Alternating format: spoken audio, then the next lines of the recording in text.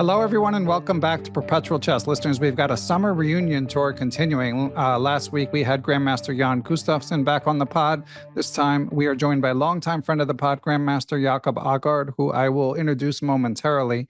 But first, wanted to give thanks to our sponsors, Chessable.com. They've got some fun new courses from friends of the pod that I wanted to highlight. Number one, for those of you who heard the instructive interview I did with Grandmaster Raven Stur, he talked about the bird opening course. It's now out, and the video is presented by none other than the Ginger GM, Simon Williams, also a friend of the pod.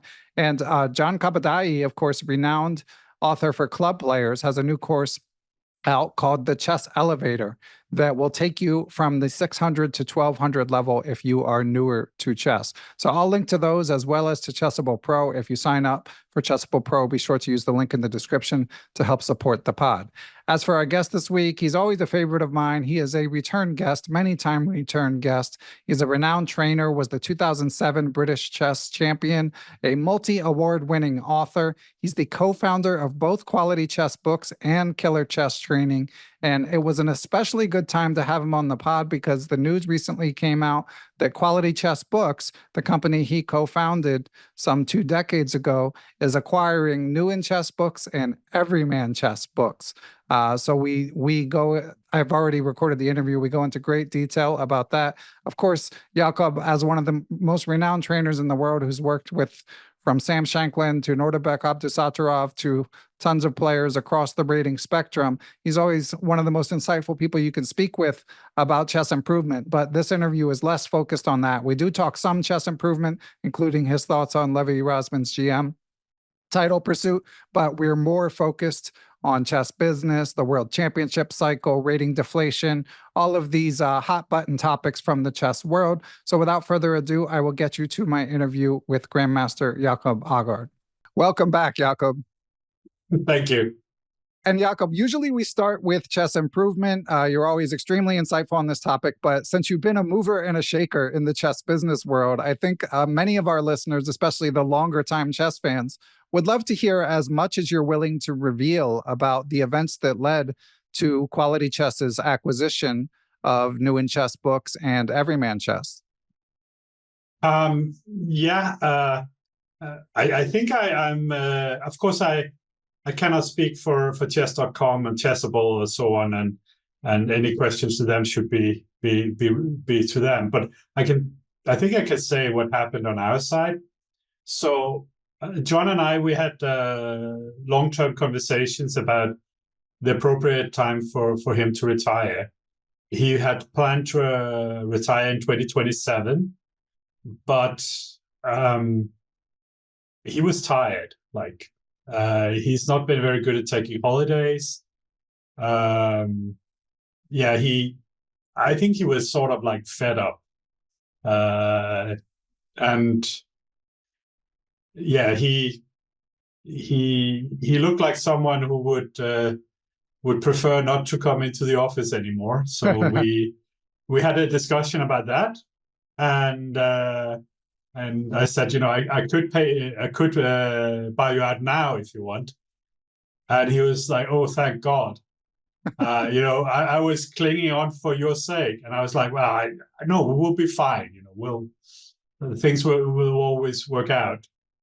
And then I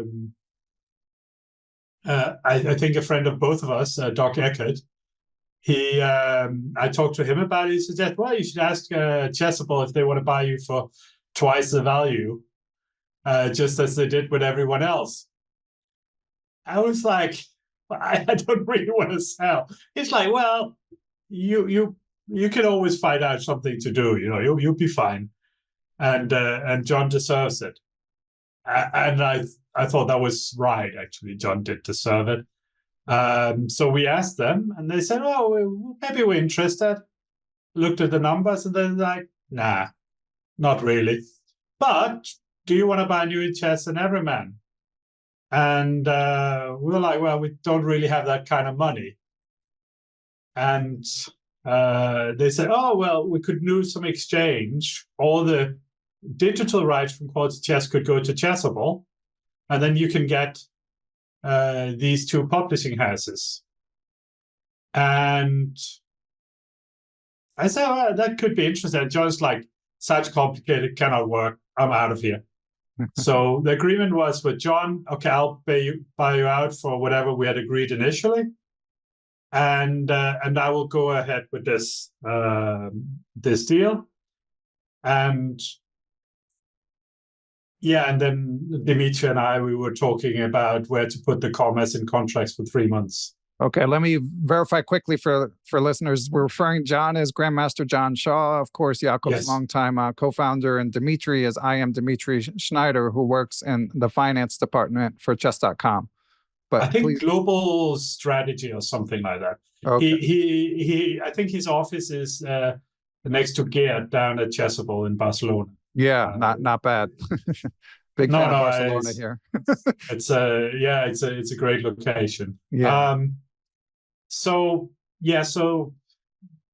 I think the contract was very end of May or start of June was finally signed, but technically it backdates and it was just really lawyers talking over phrases for 2 months. But the terms of the deal were agreed already in April.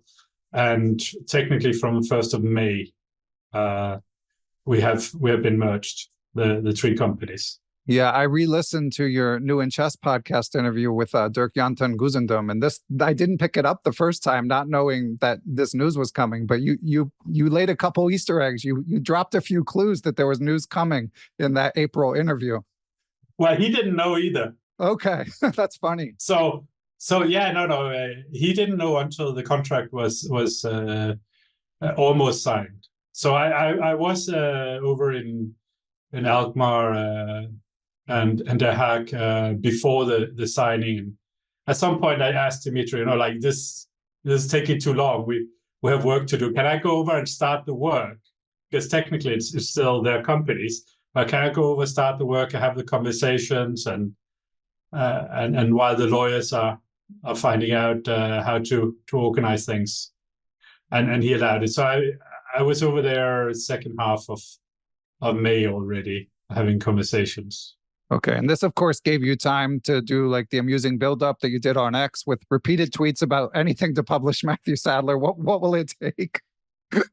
Yeah, so that joke occurred to me very early on. I'm actually not at this point entirely clear on whether or not the trolling of Matthew led me to buy these two companies, right, sort of because it was funny, or I bought these two companies and started trolling Matthew because it was funny. It's we will never know which came first, chicken or the egg. Yeah, although he is, of course, a fantastic author, so understandable. Understandable to buy two companies in order to to publish his books. Well, he published for both. I thought there was you were probably following it in real time and not understanding what had happened to me. Right, that is correct. So, So essentially, I started with, like, of course, I think like 7-8 years ago, we had conversation of Matthew to do a book for us, and he was open to it. And the project I had in mind, sort of, we didn't move forward, and I didn't really talk to him. And there's no story. There's nothing like we have been pursuing him and he didn't want to write for us or anything. Actually, he seemed quite amenable to it, but also not especially eager, like just his normal pleasant self. And I didn't ask him since. So I just started with this trolling, like without asking him. Right. And I don't know why it was him, but it just became. I am a big fan of his books in general. And I'm a very big fan of his videos also. I was going to say, I was going to give a plug. His YouTube channel is criminally underfollowed. So much. He does an amazing job explaining engine, air quotes, thinking for humans to understand. I believe it's called The Road to Silicon Valley, which is something like that. I'm sure I'm butchering the title now that I think about it. And maybe it's A Road to Silicon Chess. Yeah. Maybe something like that. Yeah. But I cannot even remember what my own courses are called at the academy. So right. while giving them. But I don't want to be held responsible for anything there. No, but so I had this build up. What does it take? What would it take, to and I'm just tweeting about it. And then it sort of escalated. We went to the warehouse in Poland, and maybe slightly over the top, I was having a chainsaw in front of a pile of Matthew Sadler books. Right. Where we was saying, Matthew, write for us, or the books gets it. Yeah. Which is something. I was sitting at the balcony overlooking golf course at the gym I go to in at the outskirts of Glasgow, more than 10 years ago. And there's a lady with her 2-year-old, and at some point she says, "Eat your peas, or the penguin gets it." I just thought that was so fantastic. I might need to try that. And the kid was really shuffling in the peas after that. I bet. And Jakob, so you alluded to the fact that basically little to no money changed hands. That might make some wonder, about the viability of New in Chess and Everyman Chess going forward. You're planning on all systems go with both of these companies? Yes. So it's not correct that no money changed hands. We were in the receiving end. Okay. Chess.com, I have to say, I can really not commend them enough for their behavior in this process. Very, very ethical. Their ambition was to get out of the print business without having any kind of expenses or issues. They did not want to be closing down well-functioning businesses, but they also didn't want to run them. So what they did in this process, they acquired our back catalog for ebooks to publish on Chessable. And you may already have seen some videos have been coming, and I've been plugging them. One. Some of my favorite books. That's your job, yeah. Chess structures, pump up your rating. So many classics, And also Sam's new book, Theoretical Rook Endings, Endgames, Theoretical Rook Endgames, is just released. And also there again, we sold the rights, and best of luck to them and to Sam. So in everything, every time I ask for something to protect someone or to said the ethical thing would be this, they always said, okay, no problem. So we have been overpaying people according to all contracts for what they could expect to get for Chessable rights from Quality Chess. Because when we made those contracts, there was no Chessable. We didn't know how the financials of it would look. And we have been paying more than people were normally entitled to according to the contract. And chess.com fully accepted to continue this. They didn't want to enforce all contracts. So there will be new contracts with the authors, and they will be upgraded to this higher percentage. Then there's the issue of what about, Chess Tempo, Forward Chess, the New in Chess app, Kindle, other ebook formats. Is everything going to get pulled from them because Chessable now has a right? No. We're allowed to keep the existing books on these formats. And then as now independent companies, we can put everything in every format we want. It basically has nothing to do with chess.com. If they want to put our books on Chessable, we want to work with them. If they don't want to, then okay, it's up to them. They're doing their own thing. We're doing our own thing. So competitors at Chessable are not going to get harmed. Authors are not going to get harmed.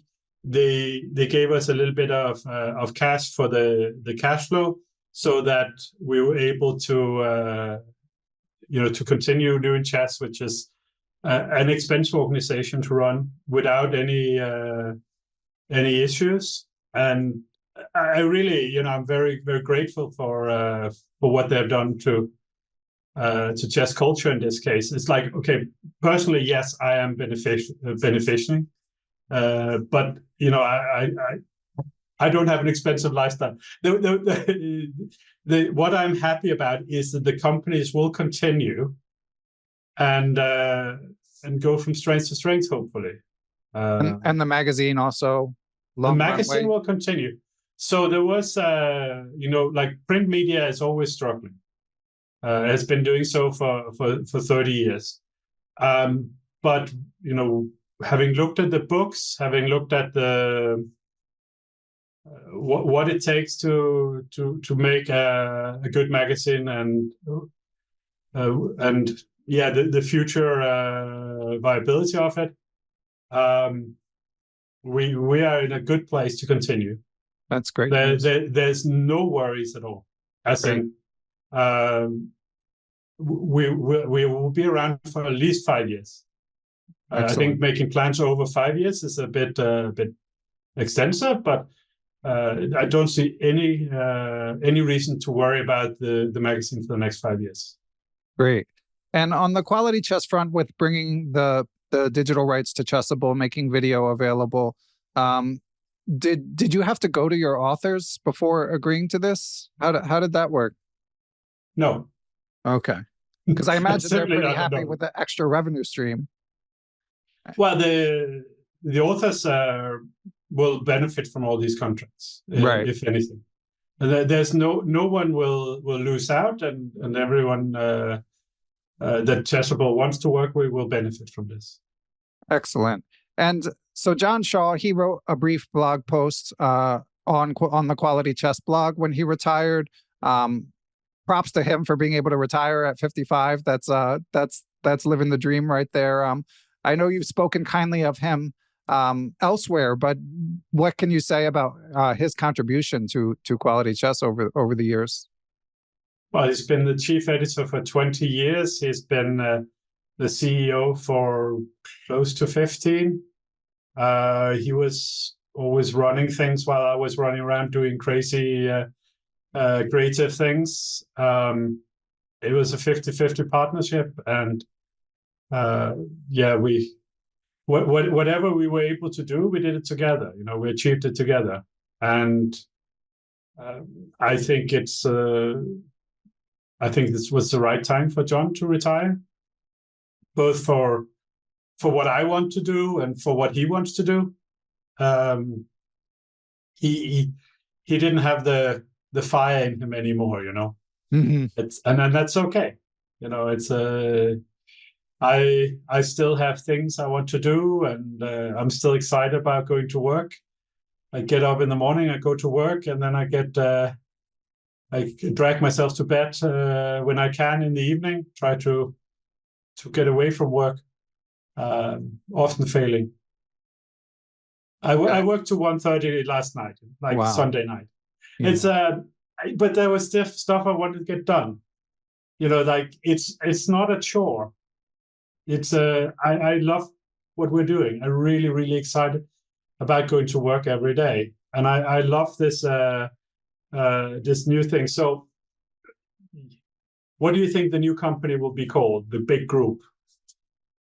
Yeah, so we should say you've mentioned in the past that due to squabbles with Random House Books, you're not sure if you'll be able to keep the Everyman name, but the New in Chess. No, we cannot. It's clear. Okay.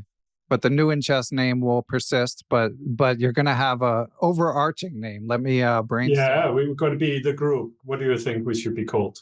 All the chess books. No. Actually, instead of Everyman, every chess book. No. Yeah, all chess books. Right. People have suggested every chess and stuff like that, and I just thought being sued by $1 billion company doesn't really attract me much. Right. So we do have a new name for that, but I don't think this is the right time to reveal that. But we'll be 5 publishing houses, not 3. We'll be 5. 3 of them will be run out of Glasgow, and one will be admin will be a lot of admin will be run out of Glasgow. But one of them will be a continuation of Everyman as it is now. It will continue. maybe a few books less. There will be a new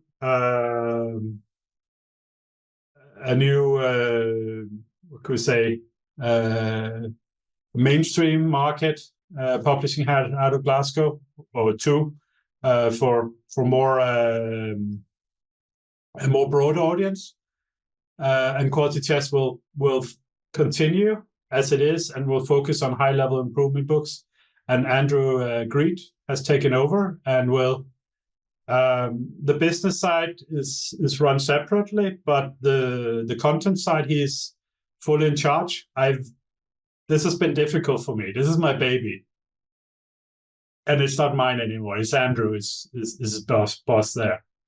Yeah, it's like we work in rooms next to each other, so on.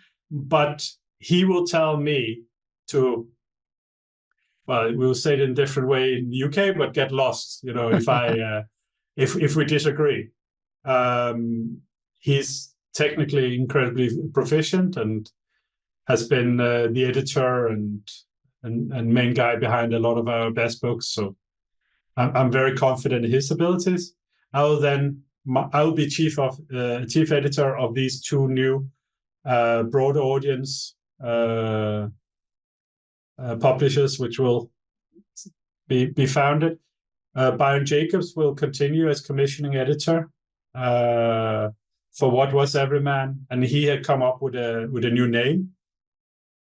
And when we have a website and so on ready, the first books from that new publishing house, which it was still, the logo will be like the red letters, like Everyman Chess. It will look the same. It'll just be something else chess, not literally something else, but okay. And the first books will be published in November. And when we get around to reprinting books, there'll be, for legal reasons, will have to be printed under that brand, and that will be very separate from what we're doing in Glasgow.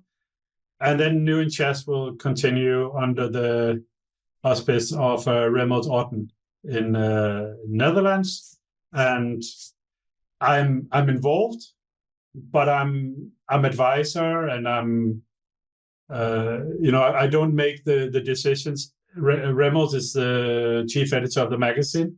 I'm involved and I'm helping, and whatever he wants me to help with, I'm helping. The same with books. I'm not making the decisions, but I'm being asked and I'm answering. But I wanted the companies to really be independent and continue, because the worst thing would be if we became what Jakob likes, chess books. Like this is not the worst thing. I can think of worse, but but I get the point. But no, the group will be called what it should be called, which is a New in Chess Group. Okay. Oh, the whole group? The group will be called the New in Chess Group. Okay. It's by far the biggest of the companies. It is everyone was expecting that, sort of we're knowing I was going to Holland and so on. Everyone was expecting we were selling. Like everyone was surprised that it was buying and not selling, and including us, including me. But I think this sort of happened by accident. And the interesting thing is this interesting thing happened. What are you going to do with it? This is sort of the question I've been asking myself for half a year almost. And let's hear the answer. I'm sure you've got it all worked out. The answer is I don't want it to be done in the benefit of me personally. I want it to be done in the benefit of the authors, the readers, the people working in the companies, and chess culture as a general thing. Financially, I was okay already. I'm fine. We live in a three-bedroom flat. We walk. We don't have a car. We don't need a car. Amazing. I don't need. I don't have there's a lot of people in the companies that have a higher salary than I do. I don't need more money. I'm fine. I own 28 guitars. So this is not about money. I want the companies to be financially strong. I want them to be able to do things. And yes, at some point, I will also retire and want to be able to retire comfortably.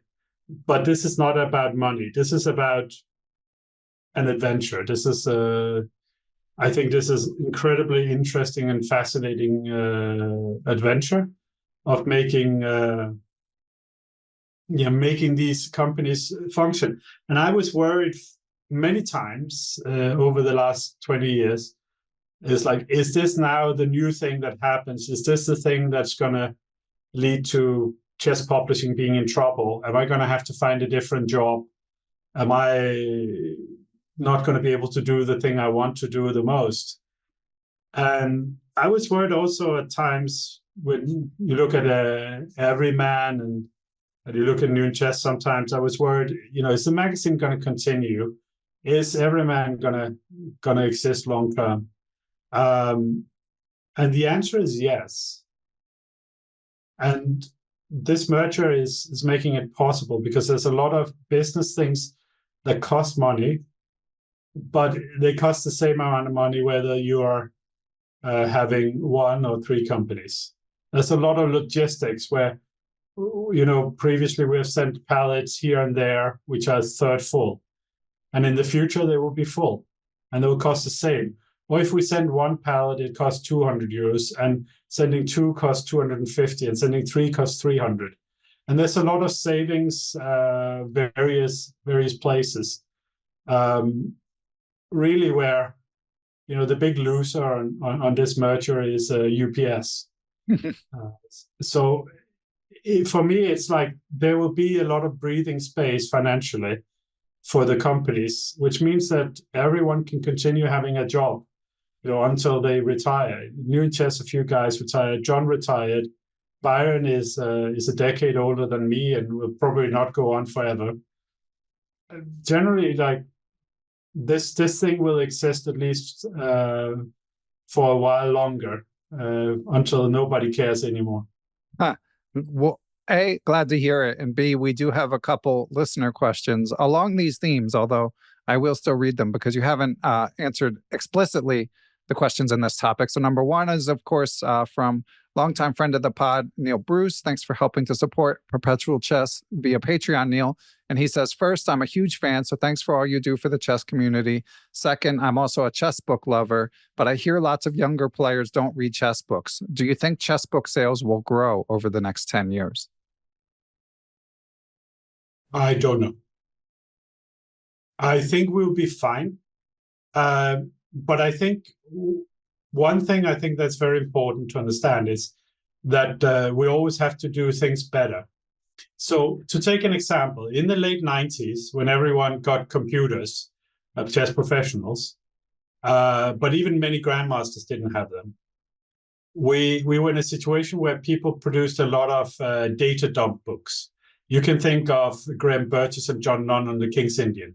Just immense amount of just data printed. And these were the opening books at the time.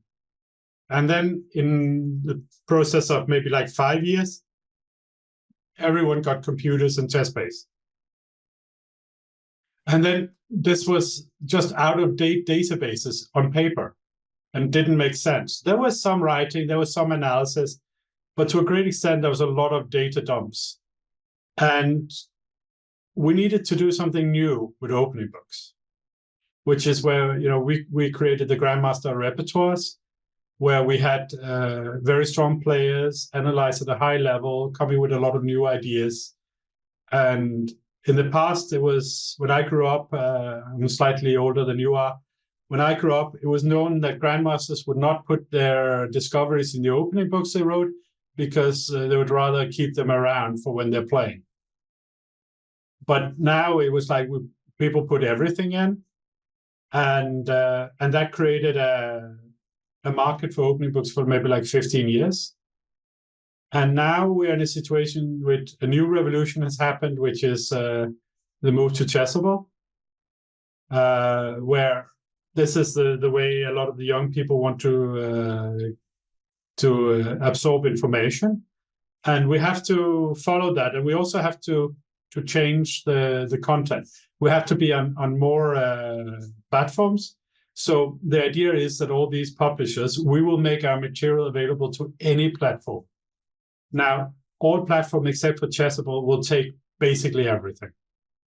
So if you like Chess Tempo, if you like Forward Chess, if you like Kindle, if you like paperback, if you like hardback, so quality if you like chess the new books are chess, coming to Kindle? they are new books. Wow. Yes. Okay. We are going to make everything available everywhere. We're going to change our strategy somewhat. We'll see how that affects things, but we're not in financial trouble at all. Like all the companies were viable before, and with logistics being improved, and with cost also for the sellers, by the way. So what happened previously for chess specialists? There are not so many in the US, but there are a lot in Europe. When they ordered books from us, we would send out a package. When then they would order books from New Chess, they would send out a package.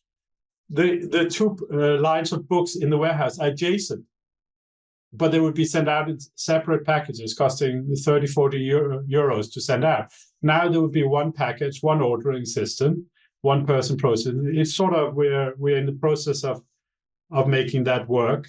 And the same also with future printed from what was Everyman will be something else. So there's all these kind of little changes that will improve things, both the user experience and the retail experience, customer experience, and also costs, the cost savings. That sounds good to me. Excited to see what happens. And Jakob, on the book topic, we have one more listener question. This one is from Alex Marler, who asks if there are plans for a new opening book series from Everyman Chess. He says, I was curious if there might be a return to something similar to the Starting Out series, because I enjoyed the format of those books where each line has the following sections: intro, illustrative games, theoretical status, statistics, and suggested repertoires. It is possible. It's one of the things we're talking about. One of the things that has changed very much in chess book publishing is that people who want opening material have, in at least half the market has gone to Chessable. Yeah. And that means that since not everyone can publish on Chessable, we cannot publish on Chessable. They will have to accept our products, and they produce their own. Because of that, we're in a situation where often opening books as they are right now is a difficult sell. So we have to rethink that, and we will rethink that. And we are having a lot of thoughts about how to do that. The Starting Out series was great. I wrote a few, some in my name, some as helping others finalize their books. It's possible. Nothing is decided on a lot of things. Okay, but at least we're glad to hear that these companies will be around for the foreseeable future. Oh, for a long time. Excellent. Well, before we get to, I'm so glad to have you here, because we got to talk chess improvement. We got to talk world championship cycle. I want to hear what you think about the Levy-Rozman GM chase. So before we move on from this topic, any final thoughts on the acquisition, or final things people should know? Well, yeah, there was one thing I was expecting a question from you, which is you sort of alluded to it a little bit with the all books joke. Which is this creating a monopoly? Right. And no, it's not. As I see it, I think actually we had a monopoly situation where one company owned, 60-70% of the chess book market, as well as 95% of the digital book market. And now we go to a situation where they still have 95% of the digital book market, but we are sort of a competitor to them, a very friendly competitor. But Chessable no longer has a monopoly. Chess.com didn't want a monopoly. They as long as they're viable, they're happy. They don't want to own everything or not have any competitors or anything. So I think it's very important to understand this is not monopoly, and also it's not me making all the decisions. This is, for me, was one of the, I was thinking a lot of these ethical questions when this came about, because I felt that I have a lot of tools, quite a lot of knowledge over 20 years on how to make New Chess better, how to make Everyman better, and how to make various things function better. But I didn't want it to be, now we have to do books my way. So I want, or I decide which books are published. So I'm often in the conversation, but I don't make the decisions. And it's not like people make the decisions and then they're sort of looking at me to see if I like the decisions. I've been told by Remmelt and Andrew to mind my own business. and this is what it should be like, like if I'm going too far in my creativity and my ideas, they should say, no, Jakob. And Matt, who I work with on the business side, also many times said to me, Jakob, that's just wrong. And I'm like, okay, I'm not sure it is, but okay, let's have a conversation about it. I don't want a situation where everyone wants to be agreeable with me. I want the plurality of taste and style and opinions that we have had to continue. And this is also a very important thing about the magazine. This will not be a spokes, like they will not speak on my behalf. The magazine will be actually editorially independent. So, for example, we have had some articles by Nate Solon, and we have one coming. I spoke to him about it, and I said, well, I think this is an interesting question. I think this is an interesting question. I think this is an interesting question. But you should decide what you think is interesting, and you should decide what your conclusions are. And I don't want it to be, something that matches my point of view. If you want my point of view and things, you can go to Twitter and follow me there. But generally, I don't want it to be representing me. And I thought that hopefully we'd said with the absolute kindness and respect of my colleagues in New Chess, I thought that they didn't really handle chess.com owning them very well. I thought there was some times where they were trying to please chess.com with content in a way where it didn't really please the readers. And I don't think chess.com cared. And if they had been asked, they had said, no, we do what you used to do. So I have been very firm in making a very clear statement that things that are interesting, they should be in the magazine. So, for example, there was a lot of debate about the Kramnik-Jose match, whether or not that should have been in the magazine or not. That was on the cover recently. And it was in the cover. And, there were other stories which were very important or very interesting. But I thought, and this is said in jest, of course, Norwegian wins local tournament. I'm not sure if that was a very interesting story, because it happens, Magnus has won so many tournaments and has won Norway Chess a number of times. However, the same amount of prize funds for both women and men there, I thought was a very interesting story.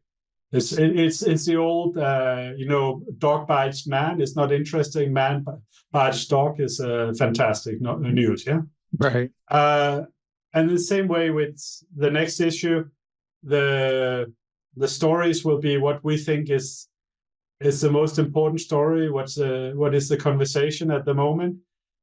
some people thought the whole Kramnik behavior and the match and so on was quite farcical. I personally, I have my own views, but representing the magazine, I think we had a very sober and correct coverage of the match, and we had deliberately an outsider write about it, someone who doesn't have decades of bias from the chess world. We thought that a match with a lot of technical difficulties was best illustrated by the front cover image we had. And on Twitter, Kramnik criticized the owners for it being a hit job, and it was clear he thought the owners was chess.com. Like I don't feel that he has approached statistics in the best possible way. But this was certainly not a hit job. This was it was an entertaining photo from a match with a lot of technical problems, and they were having technical problems. If we had an equally entertaining photo with the organizers with cables and so on that would illustrate the technical problems, we would have chosen that. But a cover always has one function, which is to try to get people to look inside. And that's the main function, to draw people in. And we thought it was reasonable for that. It was not my choice, but I agreed fully with it. I've got to check the cover now. I do remember that it said something like interesting, Kramnik's favorite word these days, but I didn't actually make note of the image. What's happening in the image? And some people were angry with us because they thought using the word interesting, we were sort of alluding to the validity of Kramnik's cheating accusations, while others thought we were mocking him. I don't think either side was right. I think it was a little playful, but I didn't think it was like massively disrespectful or anything like that. And I don't think that being a little playful with it, using a little bit of irony, means that we're sort of backing up behind unverified claims. So okay, yeah, and for listeners, we'll continue to try to balance it between chess reporting and also the stories in the chess world and what is the interesting story. Yeah, I mean, I personally, like, I didn't watch that match. I the whole Kramnik thing, I just try to give it as little oxygen as possible, but it was one of the biggest stories. So yeah, I mean, to my mind, if I were in your shoes, it's kind of a tough decision. How much ink to spill on it.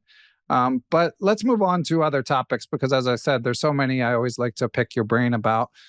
So on the chess improvement front, again, encourage listeners to listen to our prior interviews and look up Jakob on YouTube and read his books and all that stuff. But I still want to pick your brain a little bit. So number one, have you changed your mind about anything in the past couple of years? And by the way, we should mention all this talk has been about quality chess books and the business side of that. But Jakob's also co-running Killer Chess Training all while this is going on, and still working on a book somehow. But anyway, any new revelations or insights about chess improvement to you, Jakob?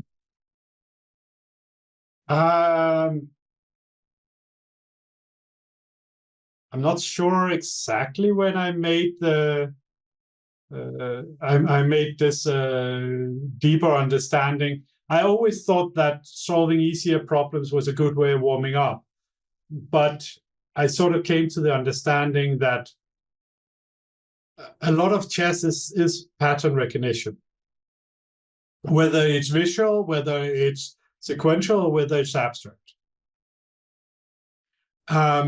And for this reason, we also need to put a lot of patterns into our head. So probably the sort of main realizations I've made in the last 5 to 10 years, I know I've been on the podcast in that period, but it's been that solving simple tactics and simple positions is really very, very valuable. That's funny that you highlight that. So for listeners, sometimes I send Patreon questions to the guests in advance, but when I'm dealing with old pros like Jakob, he said, don't bother. But we do have a question from Adam Bryant that was exactly along those lines. He said, you're considered among the foremost experts on calculation training, but even though you predominantly work with the illustrious titled players, I'd love to know what you advise beginner and intermediate players who want to own that skill. Specifically, in addition to memorizing a lot of the key tactical or checkmate patterns via 3 or 4 play puzzles, should beginner and intermediate players do a very few challenging puzzles each day that require serious cognitive work? So I'm guessing that. Go ahead. Well, yes, but not exclusively. It's first of all, there's something I have always been saying to people, which I think is very important. It's one of the most sort of like, sounds very, very basic, but it's very important. The first thing is to understand that training is training. It's not a test. You're not measured. It doesn't mean anything. If you have a bad day at training, it doesn't mean anything. You will have bad days, and to get to the good days, you need to go through the bad days. That's one of the things. So just when you're training something, just get out of your own self-judgment position. Just do the training. Don't overthink it. Just do the training and get going. So that's the first thing. The second thing is, if you can do something as many days as possible, that's really important. But I think this thing if we're solving very, very difficult positions, this is one ability. This is ability to calculate deeply, to concentrate. This is very hard, and it's a good thing to train. But it's just like any other sport. You wouldn't train only one technique.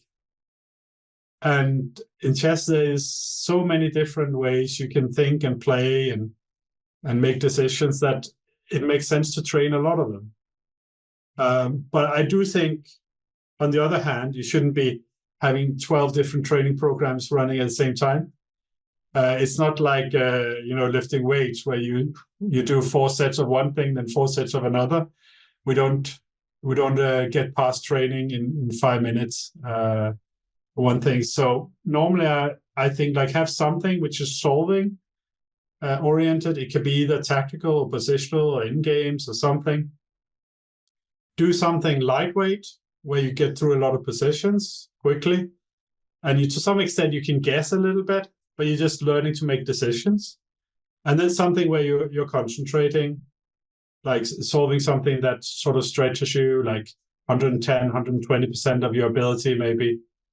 So it's sort of like, I think Nate wrote on Twitter that if you get over 80%, that's maybe it's too easy. If you get under, I think he said 60 or 50, then it gets a little bit too hard. It sort of depends on your psyche. Some people they will lose faith in themselves a little bit. If that's happening, you're doing something wrong, because you should be able to take yourself with you, but generally something where you sort of are pushing a little bit, and then something where it's not too difficult, but you're getting a lot of visual information, you get a lot of patterns in. So solving simple tactics, for example, and this is here where we go to our commercial spot, where we have 2 books coming out from New Chess that I'm very excited about, by Frank Ervik, which is 100 Tactical Patterns You Must Know and 100 Tactical Patterns You Must Know Workbook. Really, really excellent books. Actually, a little story. So the first books that New Chess sent to me after the acquisition, like we're going to print these ones, was a book by Moskalenko about Ivanchuk, which will come out soon. Oh, fun. And a book, this 100 Tactical Patterns You Must Know Workbook. And I got this workbook and I thought it was great. Like, I thought it was really great. So it's like, why didn't I do this? It's always how I feel. And I have to sort of get out of this like competitive mindset now, because I did, because it's my book. Right. As a publisher, I have to sort of get out of this mindset of of the competitive person, who wants to write great books. And why didn't I think of that? Well, I did. Well, I benefited anyway. But my biggest thing was like, oh, this is the workbook. Oh, that means that the textbook is already out. Oh, damn it. Chessable owns that. I thought that's a shame. This is fantastic. And then I said that to Remmelt, and he said, no. This is they come out at the same time. We just send you the workbook first to show it to you. So I was so, I was really happy, and I'm very excited about these books. I think they might already be out on Forward Chess. I don't follow all details. It's become impossible. But I saw both books, and I really, really love them. So this is sort of like when people ask me which books should I get to understand tactics better if I'm like 14, 1800, Frank Ervik, he's your guy. Okay. I would like to say it was me, but game recognizing game.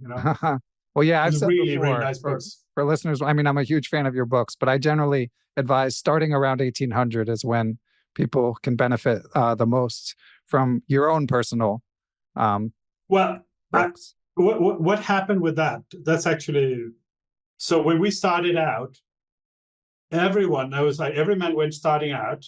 Gambit had revealed. I can't even remember what the Bashford ones were called. Maybe the Bashfords was revealed, and then Gambit had explained.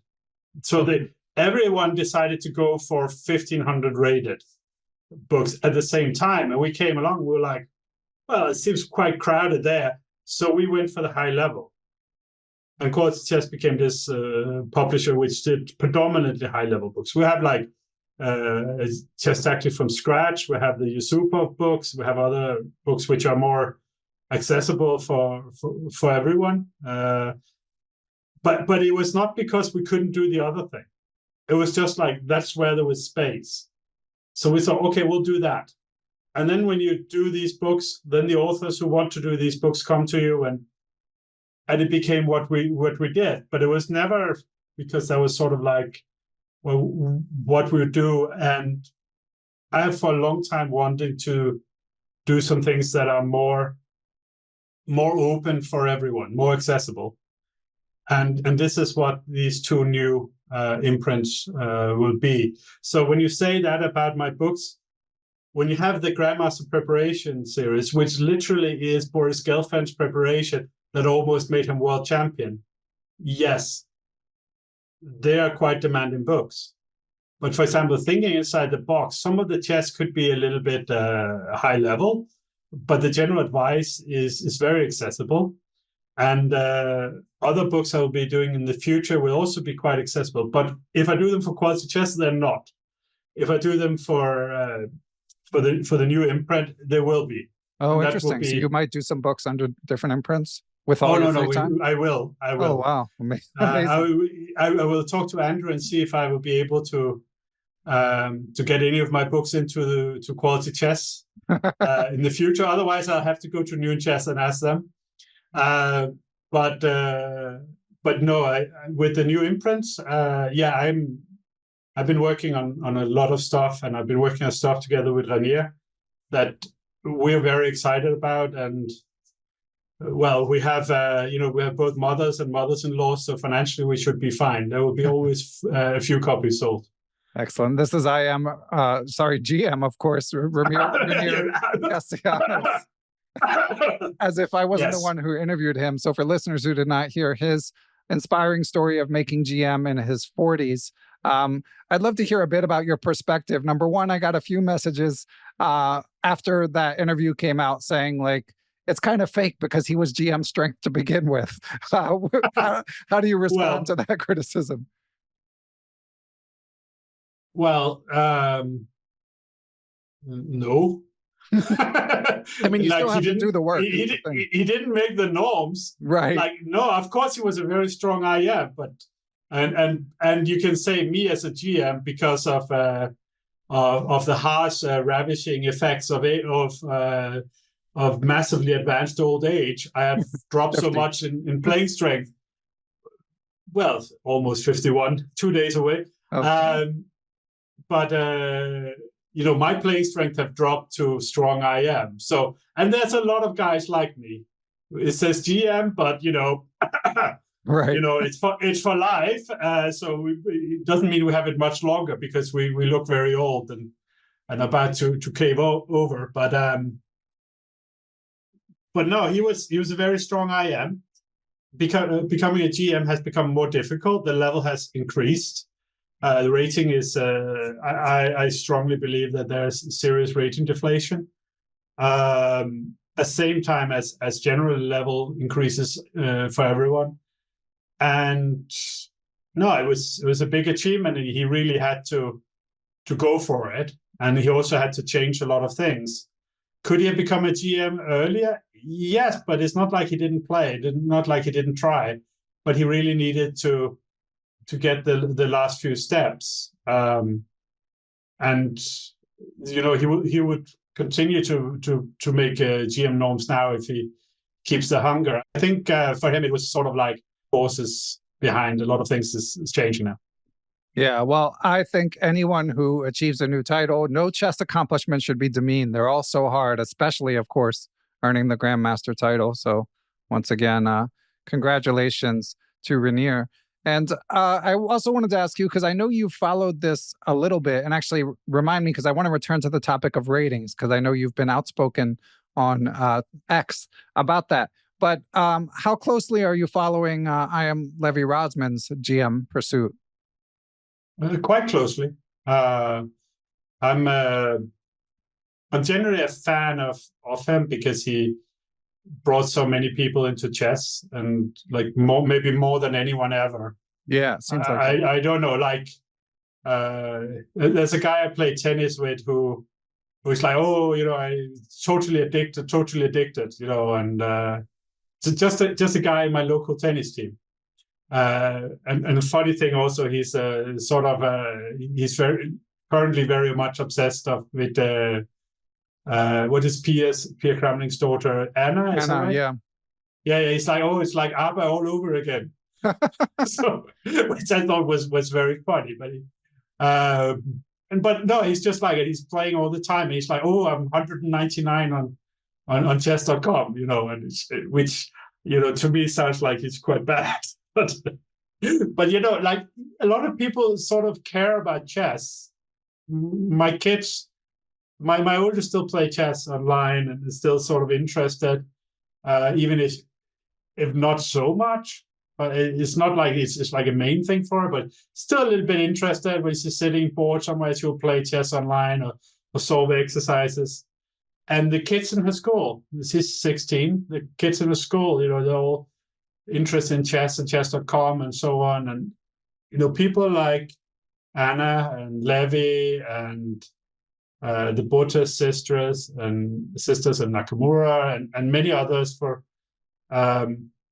those streaming, they have massively expanded chess. The Netflix series helped, COVID helped, a lot of things really have helped. But the fact that more people are interested in chess than ever before, for me, it's amazing, and I'm so grateful for these people, and I'm very happy that it's also they've been personally very successful with it, because this is the dream for where we grew up, was to try to make it in chess. Yeah. To do what we love without having to do something else.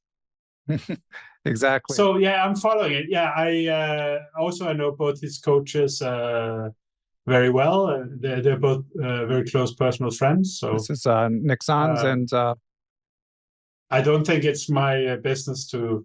Okay, because I was going to say, I know Grandmaster Wojciech Miranda has worked with him in the past, and I'm friendly with him, but I'm not sure if they're still working together. So I was trying to trick you into breaking some news. I don't know. No. I know. The other guy, from my understanding, is that he prefers not to have the attention. So okay. But it's great people he's working with, really, really wonderful and smart people. So I think that is, to have that ability, financially, to just hire some of the best people in the business. That's going to help him a lot. And he also seems to just be a very disciplined and dedicated person. So yeah, for sure. I'm very optimistic on him. Yeah. Oh, great. Yeah, I'm always impressed at how he maintains such a hard work ethic despite or with all the success that he's had. Yeah, and so far so good on the GM front. And even like I'd said previously, and this is no secret, like the biggest challenge, of course, is actually the rating. He seems clearly strong enough to have a few good performances and get GM norms. But when he started and his FIDE rating was all the way down to 2320 or whatever, like to get up to 2500, that's a big climb. But he's gotten 50 points pretty quickly. Yeah, no, he'll be fine. He'll be fine. Yeah, he'll be fine. I should say another thing. Now I have you. Now, I put a very gentle little trolling comment on Twitter. You asked for questions for Jan Gustafsson. And I've seen in my inbox and so on, he has this, of course, another spot from our how do you say, another message from our sponsors. Yes. Jan Gustafsson's aggressive 1e4 repertoire. Is that correct? I actually got the title wrong when I was interviewing him last week, so well done by you. You got it right. Oh, and I have it straight from email. I might have seen it on Twitter as well, so it's been reinforced. So I just asked, has Jan ever played 1e4? And then people can go back and find the clip. You'll probably put a link below or whatever. Yeah, I will for sure. Of how you're like, Jakob said, and then in an evil confrontational way, you sort of added to it. I'm like, I just asked if he ever played e4. That's all. I'm like, and then you start this big feud. Listen, we need a new feud. Lawrence Trent is like doing crypto stuff. I don't know. Greg Shahade is busy like memorizing trivia questions. We need a new feud, Jakob, and I nominate you and Jan. Me and Jan? Yeah. Is your goal that he's going to beat me up in the ring eventually?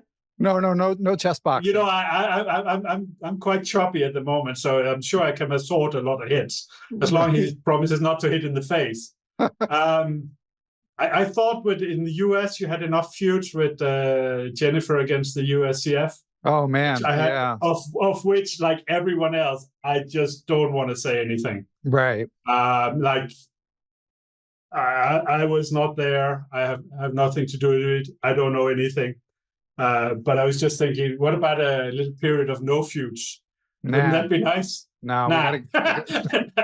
Yeah. If it bleeds, how is it? If it bleeds, it reads. I think something like it leads. Something like if it bleeds. If it bleeds, it leads. Yeah, it's front page. Yeah, if it bleeds, it leads. Yeah. So. Okay. Well, I guess we'll let the feud die. So let's get your thoughts on ratings because. Like I said, I know you've had a few comments on X. If you were made rating czar, what would you do to? First of all, do you think deflation is something that needs to be fixed? And if so, what would you do? Okay, there's two aspects to it. First, there's a technical aspect, and then there's a political aspect. So the first is a technical aspect where you go in and you find out what are the technical issues in the rating system. And then you have a political process where you make sure you decide what do we want. And I sort of, like I'm like if I'd been buying a mainstream newspaper, I would have canceled the memberships I have of political parties in my several nationalities. Because you cannot be a journalist and be an advocate for or be a part of a political movement. So I know in the US you don't see it that way exactly, but that's how we traditionally view it in Europe.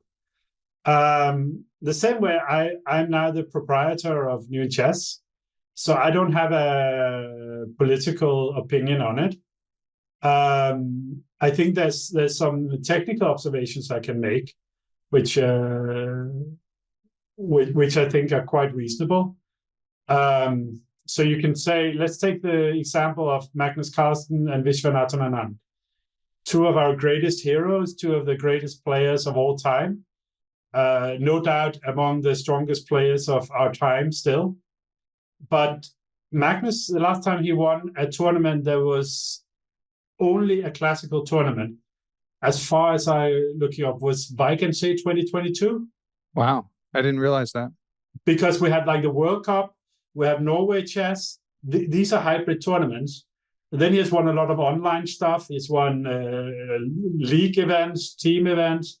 He's won like internet event, like 960. Like he's won everything. Rapid World Champions, Blitz World Champions, two times in a row. Like his greatness is not under debate. But if we have a classical rating system and we have someone in the number one spot who doesn't play classical chess very much, doesn't play the top events, doesn't win them, and is clearly number one, is that a good rating system? I think the question is very reasonable. Anand, I think he's around number 10. We have a system where at the moment where clearly there's deflation. The rating of number 75 now, if you go back 10 years, would be number 100 in the world. So it's like there clearly is deflation. It's not much, but there is some deflation. It is probably the higher up in the list you get, the more points you're going down to some extent in the GM level. But further down, people have lost a lot of rating, but they're not worse. So we have deflation. I think that is quite clear.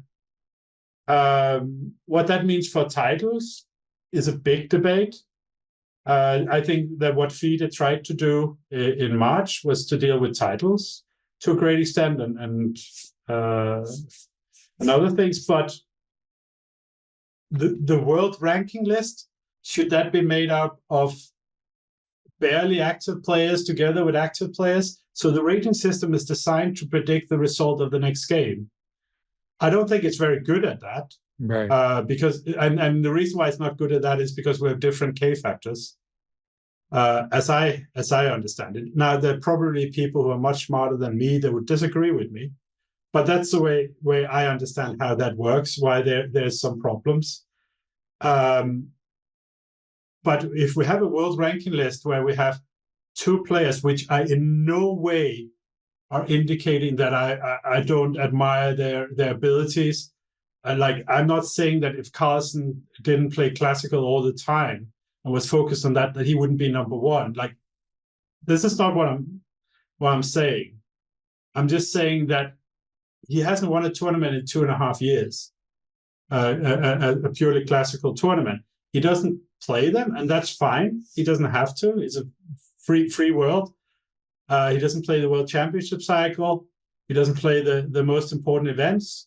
After I don't think he's been in a purely classical events after his game with Hans in St. Louis 2 years ago. Should he be number one in a classical rating?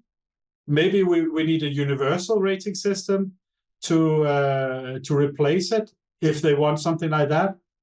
I'm sort of like, I'm neutral on the political thing, what the solutions are. But I think the issues need to be addressed in an adult and responsible way.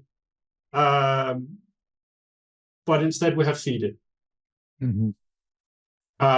The people who work in the technical department on rating and FIDE, I have utmost respect for them. But there are things that are above their pay grade. And there we have, we have a management which is sort of not up to the job. Now, you were on a committee for FIDE for a while there, right? I was. And you're no longer 18 months. Okay. No, 18 months. I was head of the trainers commission. And how come you decided to? I mean, again, you're fairly busy, but how come you decided to step down? It was during COVID, and we were ill. Okay, yeah. So actually, I want to say this, so it's put on the record. The support and the aspirations of Dvorkovich and Sutowski at that point were really, really noble for the benefit of chess and highly admirable. The way the FIDE council works, we were not able to make meaningful reforms to the system, and it sort of stayed as it is. And I think generally FIDE has a lot of structural problems. But like I just want to say that Sutovsky and Dvorkovich really wanted to do good for chess. They really, really, really wanted it. But they were not able to make things work. And I, for entirely private reasons, had to leave. We really had a bad time during COVID. We were both very ill. You and your partner, Galia? Yeah. Okay. So okay. and having a new academy at the same time. Yeah, it's a lot for sure. Well, final topic, Jakob. Really appreciate you as always being so generous with your time. The World Championship cycle. So I listened in your interview with Dirk-Jan ten Geuzendam for the New in Chess podcast. You were talking about something you've talked about before. This notion that like you have to be a shark, especially as you start to ascend toward the top level, towards the World Championship level. But Gukesh, as you were discussing that with Dirk-Jan, it occurred to me that Gukesh has kind of skipped the line just sort of by circumstance. I mean, obviously he had an incredible performance at the candidates, but usually most years there would be like kind of an end boss waiting at this point for the World Championship. But I think most people agree that Ding in his current form may not be up to the task. And obviously he wasn't the #1 rated player to begin with. So do you think that Gukesh is going to be able to become world champion without necessarily having this sort of, I mean, obviously he's an incredible player, but this relentlessly competitive streak that might mark like a Kasparov or a Carlsen?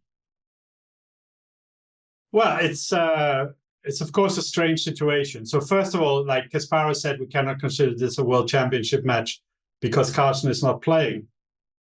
When I look back 20 years, Kasparov had no problem calling Kramnik-Leko or calling the tournament in St. Louis 2005, St. Louis, Argentina 2005, the Topala one, called them for world championships, even though he didn't play.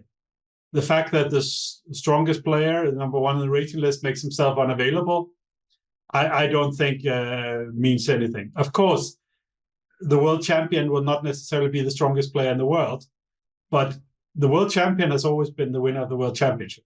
Like, that's it. The other technical thing is that Ding Liren as world champion is the most absurd thing. Like, he seems such a pleasant individual, and he has done absolutely nothing wrong. But he didn't qualify for the candidates. He didn't qualify for the World Championship match, and he didn't lead it at any point. He won the title in the final rapid game. It's not right. I think you're asking my view on the World Championship cycle. I think there's quite a number of things that went wrong. So first of all, the whole elimination of Karjakin. I think in that situation, FIDE were too eager for Ding to join it. It was an election year because of the invasion of Ukraine by Russia. Djokovic wanted to ensure support, and it seems to me that they were very happy to have a big, powerful country that would be likely to support them, to be happy with them. So there's of course some absurdity with all these matches where they had this 4-player tournament where half the games were agreed drawn instantly, and the other half was where Ding Liren played. Like, this is now when Furusha did the same. FIDE decided not to rate them. So why was it different 2 years ago? Politics. Then we have a situation where Carlsen says he doesn't want to play the World Championship. And FIDE is hoping he will, just desperately clinging on to the hope. They're not having a proper conversation with him before the candidates, but we get into this situation, which I was screaming about for months, that the conditions for the players are not identical, and we get a very bad outcome on the candidates. So we had a situation where if you take after 8 rounds, which is, I think, a reasonable place to look, where Nakamura has just beaten Caruana, and the two of them are sort of fighting for second. And Nepomniachtchi is ahead by a point at that point, probably, and is trying to make draws in every game to just keep his lead. At that point, if it was known that number 2 would qualify, I think it's very difficult to have a scenario where Ding qualifies for the match. But both Caruana and Nakamura thought that Carlsen would probably play, so they tried to go for first, and they ended up 4th and 5th. And from a sporting perspective, that's just bad. It was just bad. And then, okay, Ding wins the match. But again, it ends in a rapid playoff. So the classical World Championship is decided in rapid. You could have done it many ways. There are many known solutions to this. You could have the playoff before. Sotowski, who speaks about it, says, oh, it's so exciting. Well, it will also be exciting before, and the classical games will also be exciting at the end. Especially because, Peter Heine did the work at some point on the World Championship, that if you had a match that's tied, then the chance of a decisive game was like 23%. But if you had a situation where it's not tied, the chance of decisive game increases massively. So we could have the playoff first, and then the match can never be tied. And we just don't have this very human situation. We know it from the World Cup. We know it from quite a few World Championship matches with playoff at the end now, where people are not trying to do anything because they don't want to take risks. They want to delay the moment of truth, the moment of consequence. And it's a very human, common psychological thing. It might not be rational, it might not be good, but it's bad for the match, which is bad for the spectators, it's bad for chess, which I think is the main point. You could also have a situation where you have 15-game matches, and the challenger gets an extra white, but has to win. There are many possible things. Like if we have, if the world champion get draws, give the challenger an extra white game. It would be quite natural way to do things, and you could get more exciting matches. Now we have a situation where we have a classical world champion who, on all levels, failed to win. In classical chess, and he just won a rapid playoff. Yeah, so okay, we're potentially going to see our youngest ever world champion.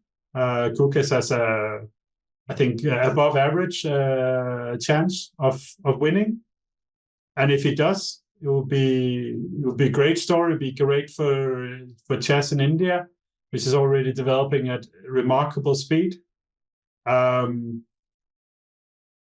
But it will not be a dominating world champion as Carlsen, Kasparov, and Karpov will be. It will be a normal world champion like Anand and Kramnik and Topalov.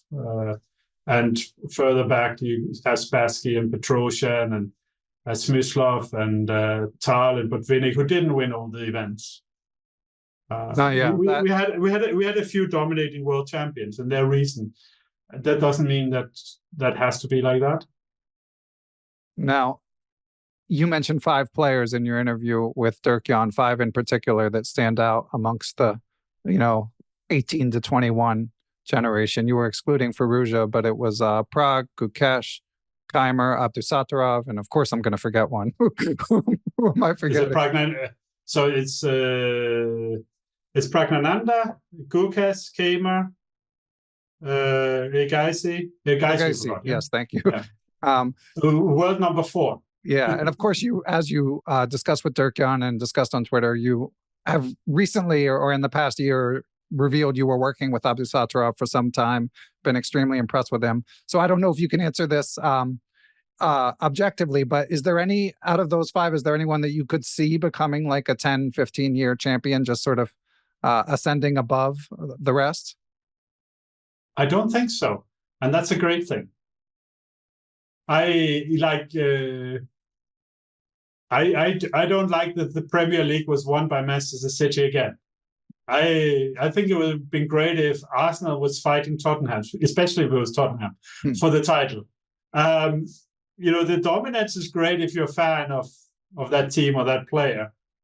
But I liked, in my time in chess, the period from 2005 till 2013. That was the best years. There was a new world champion, and won many matches, but it was not by no means clear that he would win. But there was Topalov, there's Kramnik, there's Anand. By the way, I wanted to say this with Ding that gets unfairly to, or it doesn't qualify for a world championship match. We have a more extreme example with Kramnik, who didn't qualify for 3 world championship matches. Right. So the first one was he lost the candidate final, made-up final in 99 to Shirov, and still played Kasparov in 2000. And then in 2006, he was the challenger to Topalov in the reunification. The contract he signed was challenger, where FIDE introduced an extra rule that you can buy your way to a world championship match if you're over 2,700 and you put up the money and the world champion wants to play you, so that they could get him a match. And then in the world championship tournament in 2007, he ends second, and then he gets a return match out of that return matches. We hadn't done them since 1961, and we haven't done them since.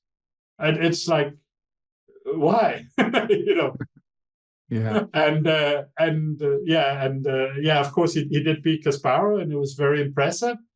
But it's much more difficult to get a match than it is to win it. So to get 3, I think Carsten Henschel, he's a genius. Kramnik's manager. This is probably one of the greatest achievements in chess. Getting your player 3 world championship matches that he didn't qualify for. Should put him in touch with Abdusattorov. Well, I think Nordicbeck will qualify by his own means. Yeah, I'm not worried. He does seem to be. And yes, I did work with him from start of February 22 till start of March 24.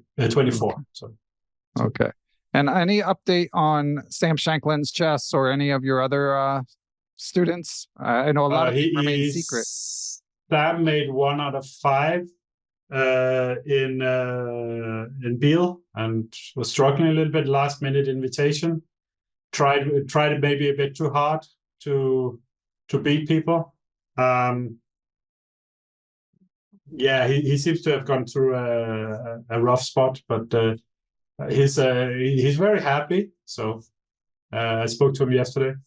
Great. Seems very happy, and things are good, and it's great not to be a prisoner of results. So it was a bad tournament, but okay. And then he won in Sharjah, tied first with a lot of kids.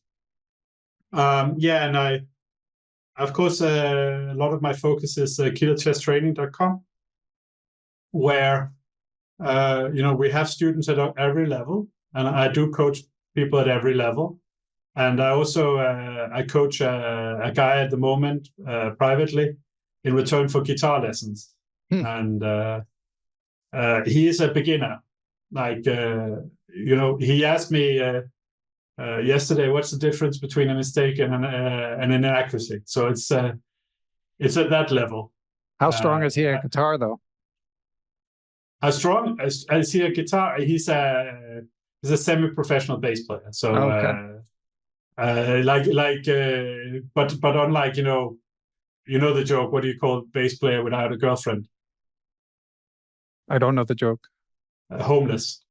So he has a day job, because music is sort of the worst thing at being good at if you want to make money, unless you're one of the very, very few. Yeah. So I'm helping him. He's a friend, and we're doing these exchanges. I'm not sure I'm using his guitar lessons very much, but we're doing some chess improvement, and the goal is to get him to like 1800 or something like that. Okay. And obviously, when you were working with Abdusattorov, you kept that private. And then when he reached a level where you felt like you could no longer help him, once he's a top 10 player in the world, you sent him on his way. Is there any, obviously I don't expect you to reveal their identity, but do you have any other secret students that you're trying to propel to the top 10 right now? No comment. Okay. On that I can neither confirm nor deny anything. Okay. Well, Jakob, as always, pleasure to speak with you, to pick your brain on so many topics. Congrats on your budding career as a media magnate. And listeners, be sure to check out Killer Chess Training. And we plugged, of course, a couple of new in chess books you're excited with, but there's also some good quality chess books. I'm excited for Tiger's Chaos Theory. You've got the new Smith book coming. Woodpecker 2. Yeah, Woodpecker 2. They're the ones I'm most excited about. I will also publish a book myself in October, but it's sort of a little bit of a secret thing now. Is it 800 pages again, or? No. Less than 900. Okay. Someone wrote in a review recently in a magazine which I may or may not own that will be published in the future, perhaps, that my book was 900 pages, which is a dirty lie. Of course, I will not correct it because, I don't have that kind of influence, but it is less than 900 pages. Okay. And then, not much less, but it's right. less.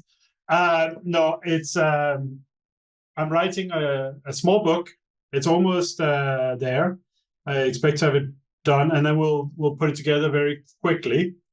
And then it will be given for free to all subscribers of New Chess Magazine with issue 6. Oh wow, amazing! And one last thing, the digital version will be given for free. And you mentioned the quality chess books are also coming to the New in Chess app, correct? Some will for sure. Okay, that was happening before the deal, actually. Oh wow. So, yeah, we sort of they were busy converting all the Everyman and New Chess stuff they had bought, and there was no space for us. But they've been through the main thing, and now they will mine through our old books, and we could just say great. It's I'm happy the books will find a readership. We don't benefit from it, so if anyone don't like me but want to buy them, they can buy them on Chess. So. Okay. All right, Jakob. Well, thanks as always, and congratulations. We'll let you get back to your 50,000 tasks I'm sure you have to do. Yeah, I'm going back to typesetting right now. So. Okay. All right. Well, thanks again.